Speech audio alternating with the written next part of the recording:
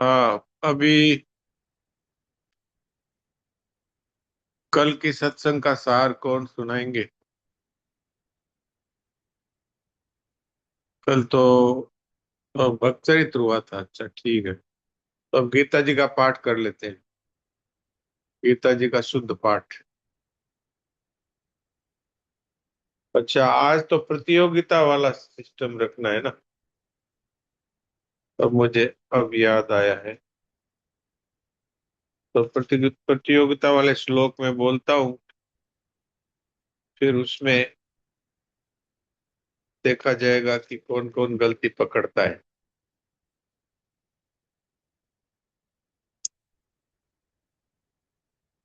8वां अध्याय कल समाप्त हुआ था। तो उसमें अभी मैं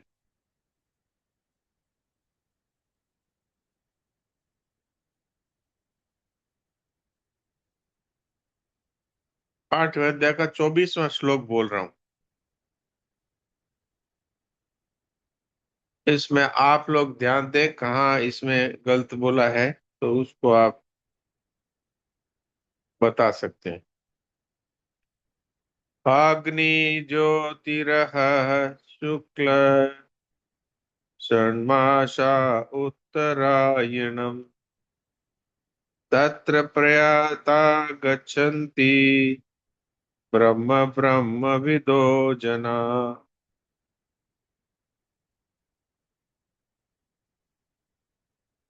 अग्नि ज्योतिरः शुक्ल षण्मासा उत्तरायणम् तत्र प्रयाता गच्छन्ति ब्रह्म ब्रह्म विदो जना।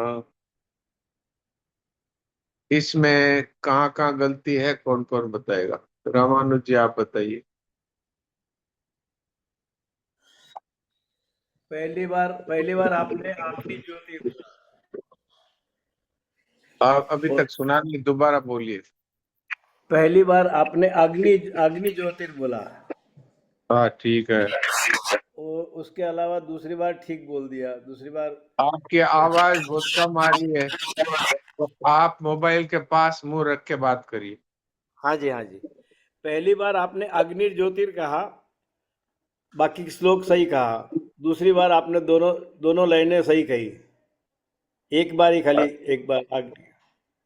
अच्छा, ठीक है। नारायण। ठीक है, नारायण। फिस्ता देवी बताइए।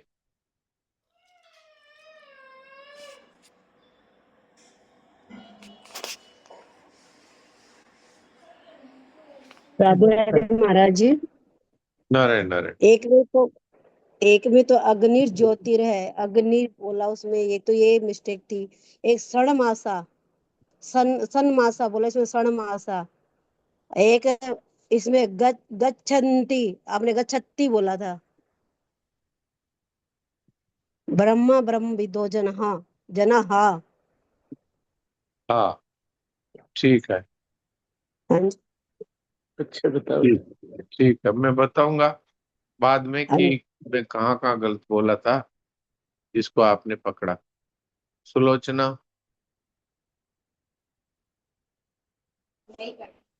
प्रणाम महाराज जी। प्रणाम। पहले तो ये अग्नि ज्योति बोला, रे नहीं बोला, इसमें अग्नि ज्योति। अच्छा। और ये उत्तरायण में भी उत्तरायण, ऐसे ये रे नहीं बोला, उत्तरा ये नहीं बोला। अच्छा। मेरे को और ये जना है कौन बोला, जना है। अच्छा, विसर्ग नहीं मेरे बोला। को मेरे को तो इतना ही समझ में आया। हाँ, ठीक है, ठीक है, जितना आए उतना ही बोलना है। वाणी, बोलो। नारायण नारायण महाराज जी। पहले नारायण। आपने अग्नि बोला, उसके आगे रे नहीं बोला, फिर शुक्ल है नहीं, उसके आगे विसर्ग नहीं था, फिर हाँ। उत्तरायण बोल के मैं आता नहीं लगाया था, फिर अच्छा। तत्र उसमें आधा उत्तरे था ना, उसको आपने आधा किया था, अच्छा, पूरा नहीं था। फिर जना हक नहीं ऐसे बोला, ऐसा नहीं बोला था। ठीक है। अच्छा, बहुत अच्छा। सविता अरोड़ा। प्रणाम डॉक्टर साहब। प्रणाम। एक तो मुझे लगा अग्नि ज्योतिर र नहीं सुनाई दिया मुझे, अग्नि जी ज्योति, और जी। शुक्ल में विसर्ग नहीं लगा, और सबसे लास्ट में जना में विसर्ग नहीं लगा, ये मुझे। अच्छा ठीक है, अब मैं दूसरा श्लोक बोलता हूँ और इसमें गलती मैं बता देता हूँ। वाणी ने प्राय सारी गलतियां पकड़ ली थी। अग्नि में मैं रह नहीं बोला, शुक्ल के बाद में विसर्ग नहीं बोला, और गच्छन्ति को मैंने बड़ा बोला, ये छोटा है गच्छन्ति, और जनाह के आगे मैंने विसर्ग नहीं बोला था। तो प्राय प्राय सारी बातें ठीक बोली। 1 मिनट में म्यूट कर रहा हूँ इसको, फिर बात करता हूँ।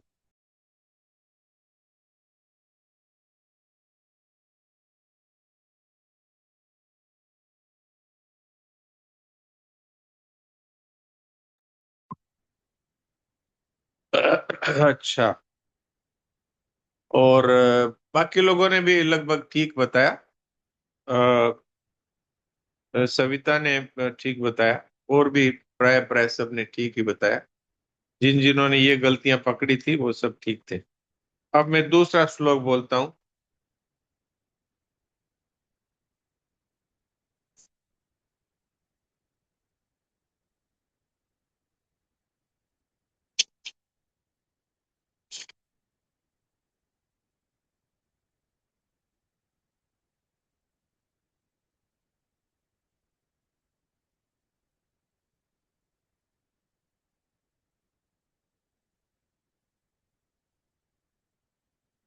अब ये थोड़ा कठिन श्लोक है। 20वां श्लोक मैं बोलता हूँ, 8वें अध्याय का 20वां श्लोक।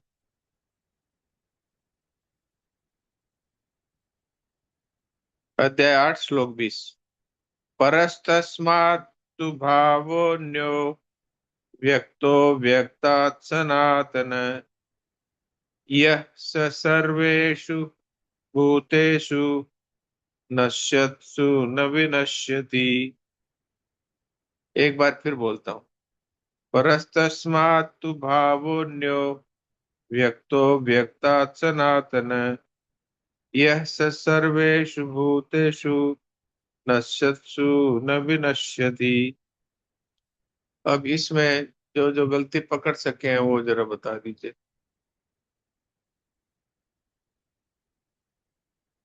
पिस्ता देवी।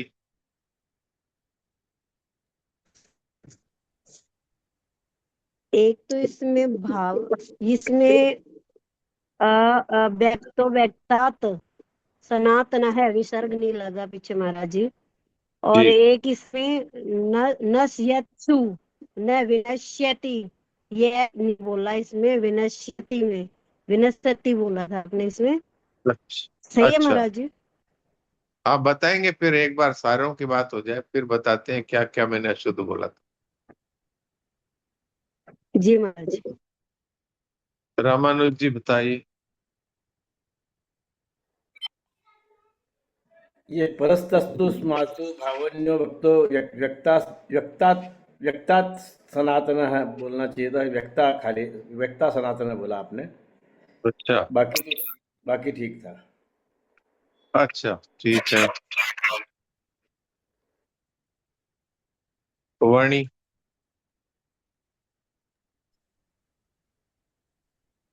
नारायण नारायण महाराज जी, आपने नारायण। जो परस माँ तू बोला था ना, इसमें डब ये आदत है, और फिर तू था ना, ये ये सही नहीं था। उसके बाद में लास्ट में ये सनातन है, इसमें विसर्ग नहीं था, और सर्वेषु भूतेषु ये दोनों है ना, आपने ये है जो षटकोण वाला है ना, ये नहीं था। अच्छा। बस इतना ही समझ में आया। हाँ, ओके। सविता। डॉक्टर साहब मुझे लगा एक तो व्यक्तो व्यक्तात् सनातन में विसर्ग नहीं लगा, अच्छा एक या पे विसर्ग नहीं लगा, और ये जो सर्वेषु भूतेषु है ये शलजम वाला श सुनाई दिया मुझे, और ये जो नश्यत्सु है ये ये भी सुमन वाला नहीं, वो भी वो वाला सुनाई दिया षटकोण वाला। अच्छा जी। अच्छा, ठीक है। सुलोचना।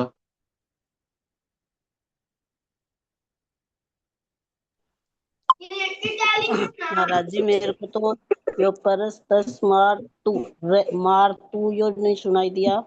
और एक ये है ये में है का यो स्वर नहीं लगा। एक नस्य तय, ये तय आधा ना, ये नहीं सुना मेरे को। अच्छा, ठीक है।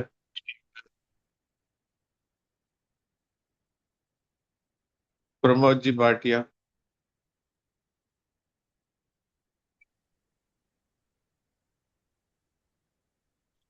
राम राम महाराज जी। राम राम। महाराज जी एक भी गलती नहीं की, आपने बिल्कुल सही पढ़ा। मुझे तो बहुत अच्छा लगा और बिल्कुल सही पढ़ा। मैंने देखा भी, 2 बार हाँ, आपने पढ़ा। बहुत अच्छा पढ़ा और बहुत ही अच्छा लगा मुझे, और कोई गलती नहीं थी महाराज। मेरे को तो कोई गलती नजर नहीं है। अच्छा जी, ठीक है। नारायण नारायण। नारायण।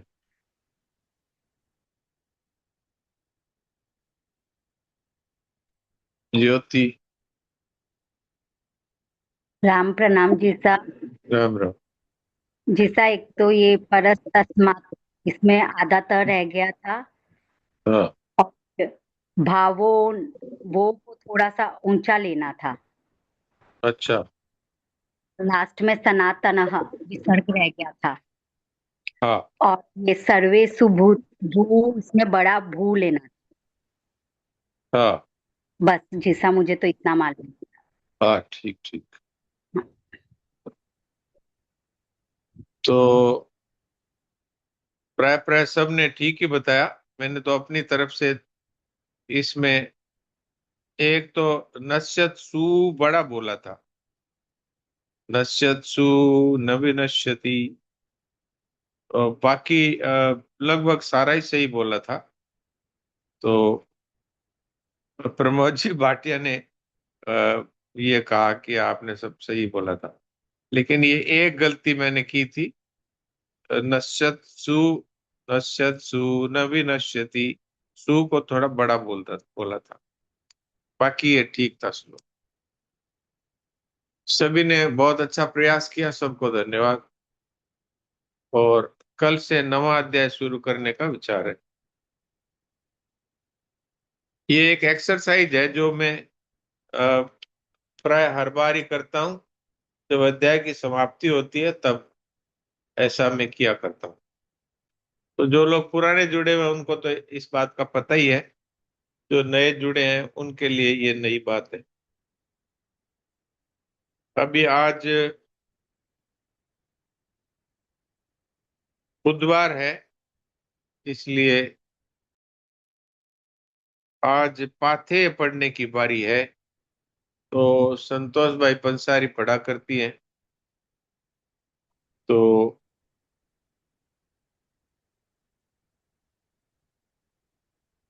आज शायद 63वां पत्र है। जी। पत्र संख्या राम 63। राम राम प्रणाम जी सा। प्रणाम। हाँ, 63वां ही है जी सा आज। हाँ, 63वां। तो आप एक पैराग्राफ पढ़ दीजिए, फिर उस जी। पर बात करते हैं। जिनके पास बलराम पुस्तक है, जिनके पास पाथेय पुस्तक है, तो उसमें 63वां पत्र है। ये पत्र नए लोगों के लिए बता देता हूं। ये पत्रावली है जो मानव सेवा संघ वृंदावन से प्रकाशित है। और मानव सेवा संघ वृंदावन के जो स्वामी जी थे, स्वामी शरणानंद जी महाराज, इन्होंने ये पत्र लिखे थे अपनी शिष्या देवकी माता जी के लिए। और उन्होंने जो जो प्रश्न पूछे हैं उनका उत्तर दिया गया है। और ये आज से करीब 60 वर्ष, 60-70 वर्ष पहले ये पत्र लिखे गए। हाँ, आप पढ़िए संतोष भाई। राम प्रणाम जी सा। राम राम। जी सा, थोड़ा गला बैठा हुआ है। हम पढ़ रहे हैं, अच्छा लगे समझ में आए तो, नहीं तो फिर हम और कोई पढ़ लेगा। नहीं तो जयेश भाई से पढ़ा लें। हम पढ़ के देखें, समझ में आ रहा है क्या? हाँ ठीक है, बोलिए। बलरामपुर 30/11/56। देहातीत दिव्य ज्योति दुलारी बेटी, सर्वदा अनंत की प्रीति होकर रहो। तारीख 27/11/56 का लिखा हुआ पत्र मिला। वर्तमान का सदुपयोग ही सर्वोत्कृष्ट साधन है और यही सफलता की कुंजी है। आगे पीछे का व्यर्थ चिंतन असाधन है, अतः सदा के लिए उसका अंत करना अनिवार्य है। कार्य करने की सामर्थ्य तथा योग्यता एवं कार्य संबंधी आवश्यक वस्तुएं स्वतः प्राप्त होती है, उनके लिए चिंता करना भूल है। मिले हुए का सदुपयोग तो वास्तविक साधन है, तो प्राप्त का दुरुपयोग और अप्राप्त की कामना तो असाधन है, जिसका विधान मंगलमय है। उसी के बनाए हुए कार्यक्रम का आदर पूर्वक पालन करना है। कार्य करते समय अवकाश का चिंतन करना कार्य करने की सामर्थ्य का दुरुपयोग है। नारायण नारायण। ठीक है। ये जैसा मैं प्राय हमेशा बताया करता हूँ कि महाराज जी का जो संबोधन है उसके साथ आशीर्वाद भी रहता है। तो संबोधन किया देहातीत, तो हम सभी देह से अतीत ही हैं। देहातीत का मतलब होता है कि जो अपने आप को देह समझता है वो भूल करता है, क्योंकि देह को हम जानने वाले हैं। तो देह कैसे हुए? अगर मैं ये कहता हूं कि मैं जानता हूं कि ये मकान है, तो मैं मकान कैसे हुआ? मैं उसको जानने वाला हुआ। ये तो शरीर भी एक मकान है। ये ये बाहर वाला मकान है, ये तो ईंट पत्थर और गारा सीमेंट का बना हुआ है। और इसी तरह ये जो है, इसमें ईंट पत्थर की जगह हड्डियां है और गारे की जगह चर्बी है और मांस है। तो ये मकान भी है और हम ये मानते हैं कि मैं ये मकान हूं। तो ये मनुष्य की सोच नहीं हो सकती, पशु की तो हो सकती है, क्योंकि उसके पास विवेक नहीं है कि भाई जानने वाला जानने में आने वाली वस्तु से अलग होता है। लेकिन हमारे पास मनुष्य भगवान ने बनाया, तो हमें ये विवेक दिया है। यदि मैं कहता हूं ये कुर्सी है, तो फिर मैं ये नहीं कह सकता मैं कुर्सी हूं। अगर मैं कहता हूं तो लोग कहेंगे इसको पागल खाने भेज दो। तो इस दृष्टि से देखा जाए तो जो जो ये कहते हैं मैं शरीर हूं, उन सबको इलाज की आवश्यकता है। तो फिर तो ये मानना पड़ेगा कि 99% लोगों को इलाज की जरूरत है। क्योंकि वास्तव में इसका इलाज क्या है? इसके डॉक्टर है संत महात्मा और इसका इलाज है सत्संग।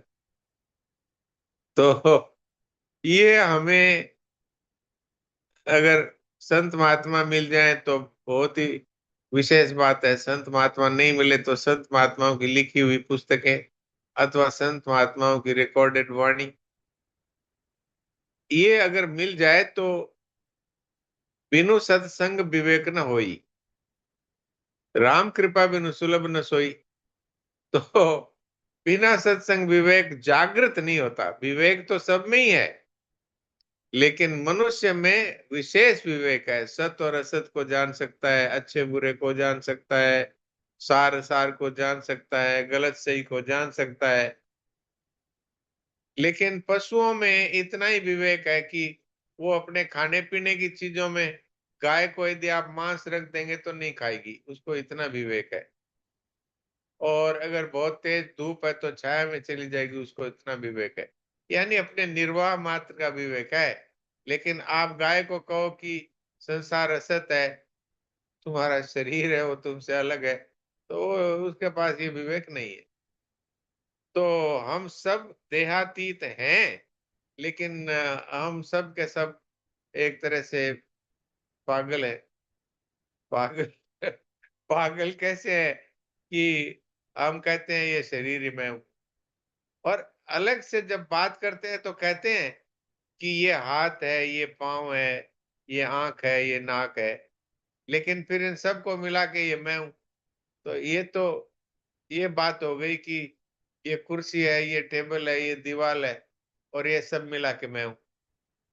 तो ये हमें विचार करना चाहिए मानव होने के नाते। इतना तो कम से कम हमको पक्का ही विचार कर लेना चाहिए कि हम अगर जानते हैं इस शरीर को, तो हम जानने वाले हैं, और शरीर हमसे अलग है, ये जानने में आने वाला है। इतना जानने मात्र से हम तत्व ज्ञान की बहुत ऊंची सीढ़ी पर पहुंच जाते हैं। अब इसमें तो कोई कठिनता नहीं है। अब आप कहेंगे अच्छा जान तो लिया, फिर ये है कि जो जानते हैं उस पे अडिग रहे। अब आपको यदि पता लग जाए कि कोई व्यक्ति आपके घर मिठाई लेके आया है, और उसी समय आपके दोस्त का फोन आ गया कि आपके यहाँ जो मिठाई लेके आया उसमें जहर है, तो आप खाएंगे क्या उसको? नहीं खाएंगे। अगर आप उसको खा लेते हैं, इसका अर्थ है कि आपने सुना तो सही, लेकिन उसको जाना नहीं। अगर जानते तो नहीं खाते, और अगर जान लिया और फिर भी खा गए, तो इसका अर्थ है या तो आप पागल हैं, और या फिर आपने उसको वास्तव में जाना नहीं। सुना अनसुना कर दिया, जाना अनजाना कर दिया।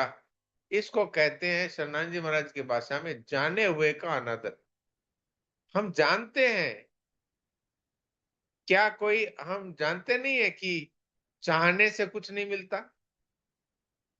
चाहने से कुछ नहीं मिलता, मिलता है पहले हम उसके लिए कोशिश करते हैं, फिर उसके बाद में वो यदि हमारे भाग्य में है तो हमको मिल जाएगा। एक व्यापारी है, वो व्यापार कर सकता है, लेकिन नफा ही कर लेगा ये उसके हाथ में नहीं। वो व्यापार करना उसके हाथ में है। इसलिए भगवान ने गीता में साफ कहा, हे मनुष्य, कर्म करने में तुम्हारा अधिकार है, फलों में कभी नहीं। क्यों? कि फल का डिपार्टमेंट मेरे पास है, भगवान कह रहे हैं, और कर्म का डिपार्टमेंट तेरे पास है। तो तेरा काम है तू तेरा 100% दे।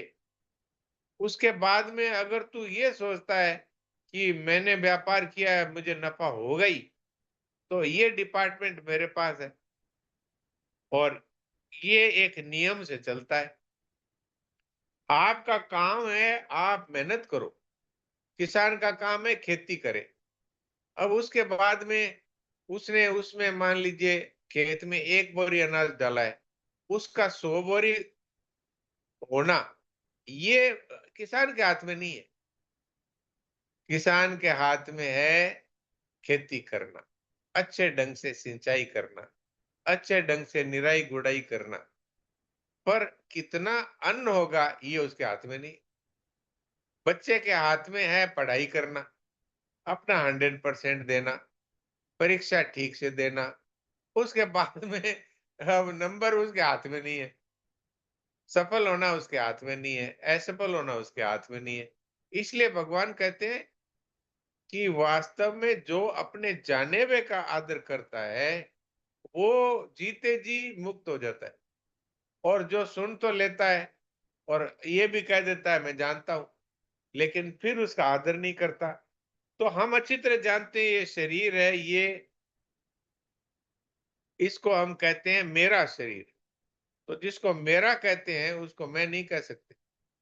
ये मेरा घर, तो मैं घर नहीं कह सकते।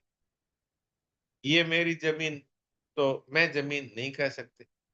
तो इतनी सी बात है कि हम अपने जाने हुए का आदर करें।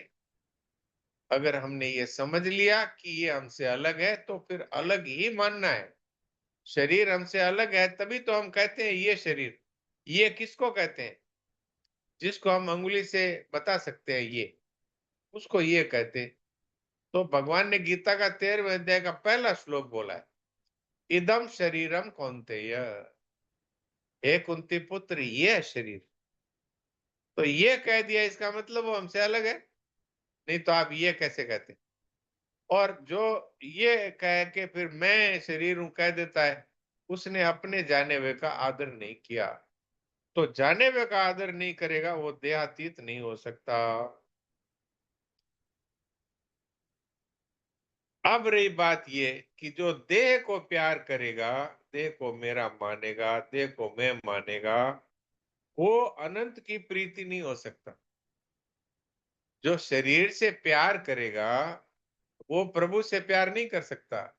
जो धन से प्यार करेगा वो भगवान से प्यार नहीं कर सकता। आप कहेंगे क्यों नहीं कर सकता, हम तो धन से भी प्यार करते हैं और हम तो भगवान से भी प्यार करते हैं। तो फिर आपका प्यार कहा जाएगा व्यभिचार। अगर कोई स्त्री कहे कि पति से कहे कि मैं आपसे भी प्यार करती हूँ और पड़ोसी से भी प्यार करती हूँ, तो पति क्या कहेगा, ये क्या प्यार है भाई। ऐसे ही भगवान है, वो कहते हैं कि जो मुझसे प्यार करता है वो किसी और से प्यार नहीं कर सकता।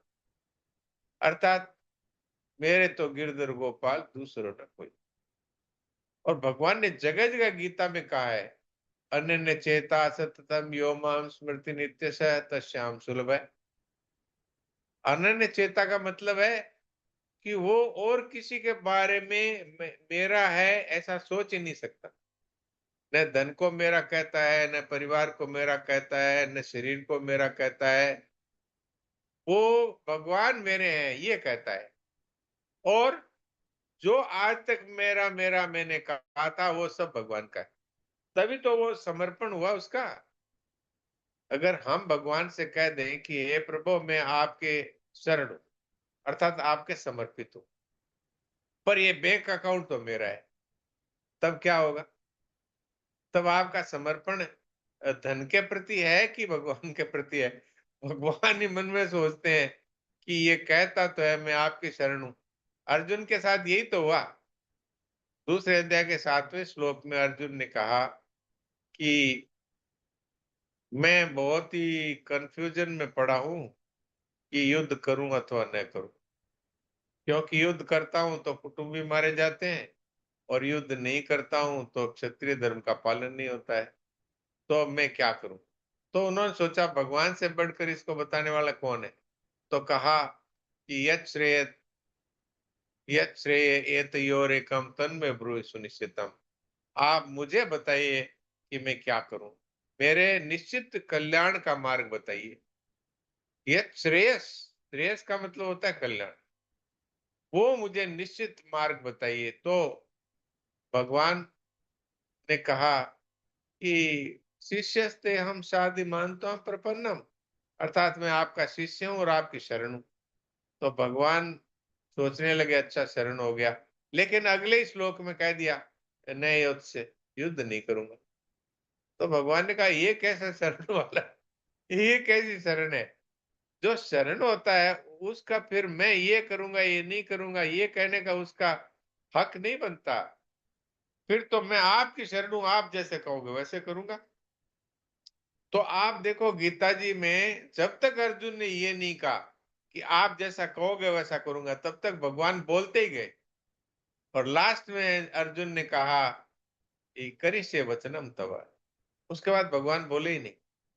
उसके बाद गीता जी में भगवान वाच नहीं है। तो शरण का तात्पर्य क्या है। शरण का तात्पर्य है मैं जैसा भी हूं, पापी हूं, दुराचारी हूं, मूर्ख हूं, लेकिन मैं आपका हूं। भगवान कहते हैं मेरे सब चलता है, आ जाओ, पापी से पापी आ जाओ, मेरे सब चलता है। ऐसा है कोई संसार में। अगर आप कह दो कि मैंने इतनी चोरी की है, इतने मर्डर किए हैं और मैं आपकी शरण हूं, तो वो कहेगा किसी और की शरण हो जा। लेकिन भगवान कैसे हैं। भगवान कहते अपिचेत सुदुराचारो भजते माम अनन्य भाग साधुरेव समन्तव्य सम्यक व्यवसितो। ऐसा है दुराचारी से दुराचारी। और कैसा दुराचारी, सुदुराचारी, यानी दुराचारियों का भी सरदार। तो भगवान कहते हैं दुराचारी से दुराचारी भी अगर कह दे कि मैं आपकी शरण हूं और अब मैं दुराचार नहीं करूंगा, भगवान कहते हैं इसको साधु मान लो। साधु रेव समन्तव्य, इसको साधु मान लो। अब कोई मेरे जैसा हो तो कह दे कि ये तो आप खुद ही कह रहे हो दुराचारी का सरदार है, और अब आप खुद ही कह रहे हो कि इसको साधु मान लो। तो भगवान कहते हैं सम्यक विवसित तो इस है, इसने पक्का निश्चय कर लिया है प्रभु मैं आपकी शरण हूं, अब पाप नहीं करूंगा। तो आप सोचिए कि ऐसे भगवान के रहते हुए और हम संसार को मेरा मेरा कहते हैं। तो ये शरणानंद जी महाराज कहते हैं सर्वदा अनंत की प्रीति होकर रहो। तो प्यारे की प्रीति अर्थात केवल एक से ही प्यार करो। प्यार उसी को कहते हैं जिसमें व्यभिचार न हो। और भगवान गीता में जगह जगह अनन्यास चित्ते अंतो माम ये जना पर्युपासते, वहां अनन्य की बात कहते हैं, किसी अन्य का सहारा नहीं हो। अनन्य चेता सततम योमा स्मृति नित्य, किसी दूसरे का सहारा नहीं हो। अनन्य अन्य नहीं होना चाहिए। तो व्यभिचार दोष भगवान के यहाँ नहीं चलता। अब आप भगवान की प्रीति होकर रहना चाहते हो और फिर आप कहते हो कि मुझे धन भी प्यारा है, मुझे पुत्र भी प्यारा है, मुझे मकान भी प्यारा है, मुझे शरीर भी प्यारा है। भगवान कहते हैं फिर आते रहो जाते रहो और क्या। इसलिए ये जो आज तो ये संबोधन ही हुए हैं। अब इसके बाद एक एक पैरा एक लाइन और ले लेते हैं। वर्तमान का सदुपयोग ही सर्वोत्कृष्ट साधन है, यही सफलता की कुंजी है। आगे पीछे का व्यर्थ चिंतन असाधन है। अब वर्तमान का सदुपयोग सर्वोत्कृष्ट साधन है। तो कोई ये कहे कि मैं तो बड़ा पापी, तो स्वामी शरणानंद जी महाराज के पास में अथवा किसी संत के पास में कोई व्यक्ति आया और उसने कहा कि रोने ही रोने लगा, रोने ही रोने लगा। तो संत ने कहा अरे भाई रो मत, रो मत। बोला महाराज जी रोने दो, और कहीं तो मैं रो भी नहीं सकता। फिर कहा क्यों रो रहे हो? कि मैं बहुत बड़ा पापी हूँ, मैं बहुत बड़ा पापी हूँ। तो उन्होंने कहा कि पाप है जो अभी वर्तमान में कर रहे हो कि पहले किया था? तो बोले पहले किया था।